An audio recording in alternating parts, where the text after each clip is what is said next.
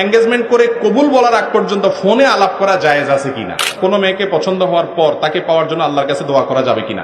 আমাদের সমাজে বিবাহের মোহর পরিশোধের ব্যাপারে নানা টালবাহানার আশ্রয় নেওয়া হয়, এ ব্যাপারে ইসলামী শরীয়তের সুস্পষ্ট বিধান কি? বিবর্তন media, be honest and make honesty.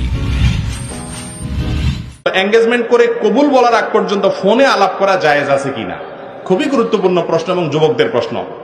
Engagement এটা আরেক ফাঁদ বলতে পারি। এঙ্গেজমেন্ট মানে শয়তান এঙ্গেজ করে দিল আর কি। যদিও এঙ্গেজমেন্টের দোষের কিছু ছিল না, কিন্তু আজকাল এঙ্গেজমেন্টকে আমরা বিবাহ মনে করে এরপরে আমরা এবার ইটিস পিটিস আলাপ সালাপ সব স্বামী স্ত্রীর মতো করতে থাকি।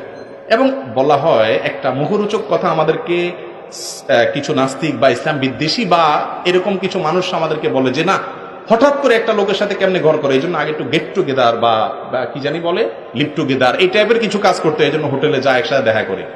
এখন যুবকদের ঘর বেশি ভাঙে না আগে মুরব্বীদের ঘর বেশি ভাঙতো? সংসার কোনটা বেশি ভাঙে? ওই মুরব্বীদেরকে জিজ্ঞাসা করেন, অরিজিনাল ভালোবাসা বা লাভ বলতে যদি কিছু থাকে ওই মুরব্বীরা জানে। এখন যুবকরা আপনারা তো শুধু কাল ওই লাভ ডে টাপ ডে ফুল টুল দেওয়ার সব নাটক ফাটক করেন, ভিতরে সব মুনাফিকি। আপনি আরেকটার সাথে ইটিস পিটিস করেন, আপনার বউ আরেকটার সাথে ইটিস পিটিস করে, সবাই না, আল্লাহ মাফ করুন, আছে না এগুলা? তো ভাইরা আমার, এই জন্য এঙ্গেজমেন্ট হলে বিয়ে হয় না। বিয়ে কখন হবে?